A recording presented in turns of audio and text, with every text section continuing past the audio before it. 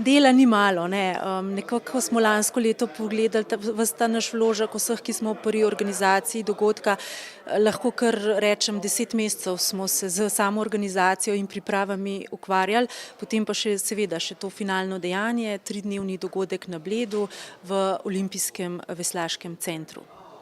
Kako bo letos potekala trasa? Letos je malček spremenjena, kot je bila lansko leto? Ja, fokus festivala je samo ekspo dogajanje in dogodki znotraj festivala, medtem ko je gorsko-kolesarska tekma, jaz pravim, samo cukrček na torti tega blejskega kolesarskega festivala. Trasa je podobna lanskoletni, ampak smo jo malo prilagodili v sodelovanju, z dobrim sodelovanjem Triglavskega narodnega parka. Nekako smo prisluhnili njihovim usmeritvam, oni našim željam. Še vedno poteka po Mežakli, Pokljuki, Jelovici. Naj pa povem za vse tiste, ki že razmišljajo, da se bodo prijavili na to tekmo in preizkusili svojo pripravljenost, da bo to leto mnogo lepša, več bo makadamskih poti, manj asfalta, mogoče tudi več enoslednic, to je pa tisto, kar vsak gorski kolesar išče. Sam festival ponuja pestro obfestivalsko dogajanje. Kaj vse se bo dogajalo? Ja, glejte, festival je osredotočen na družine. In dejansko želimo vsakemu v družini namen del tega festivala, ga pritegniti. Tako da, ko družina pride na festival, v prvi vrsti tukaj mislimo in razmišljamo o otrocih. Jaz mislim, da to kulturo kolesarjenja, to, bom rekla, radost do tega, da gre človek na kolo, je treba začeti gojiti že v mladih letih. Zato tako. In za najmlajše pripravljamo 2 lepa dogodka, eden je bolj, bom rekla, umetniški, drugi je pa dejansko vožnja po poligonu kolesarskemu in tekmovanje za najmlajše. Tukaj, glejte, bo seveda tudi lepo, prijetno druženje za otroke in pa seveda bojo preizkušali svoje kolesarske veščine na poligonih. In kdaj bo potekal drugi bike festival na Bledu? Ja, zadnji vikend avgusta, tako kot je bilo preteklo leto, smo na Bledu, se pravi od 24. do 26. avgusta letos.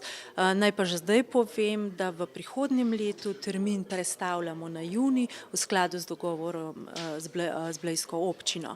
Tako da bo festival nekako prihodnje leto prav ob koncu teh šolskih dni, na začetku počitnic, kar je pa tudi za družine, bom rekla, ena radost. No in letos ste se razširili tako rekoč tudi na Tržič, kot partner nastopa občina Tržič? Ja, glejte, ko jaz govorim o Blejskem kolesarskem festivalu, enostavno tukaj mislim bolj na regijo kot tako, se pravi na to gorenjsko regijo, kjer imamo izjemne priložnosti za nadaljnji razvoj gorskega kolesarjenja. Ja, in občina Tržič je pač tista prva, ki je pristopila in se pridružila temu našemu projektu. Mislim, da skupaj zmoremo več. Tržič je kot tak, kar se tiče turizma, zelo fokusiran na gorske kolesarje in gorsko-kolesarske turiste, tako da je to pridobitev za vse. Nedvomno tudi za Blejski kolesarski festival, ki bo nudil teden dni pred dogajanjem na Bledem, se pravi 3. vikend v mesecu avgustu, 2-dnevno druženje enduro kolesarjev. Glede na to, da je gospod Marko Lenarčič že odšel, kako gospodarsko interesno združenje vidi kolesarski turizem v prihodnosti? Ja, ko bereš te turistične strategije, tukaj zdaj mislim na strategijo trajnostne rasti slovenskega turizma, ki je bila sprejeta lani, enostavno veseli dejstvo, da so te outdoor aktivnosti, kamor spada kolesarski turizem, še kako pomembne v sami strategiji.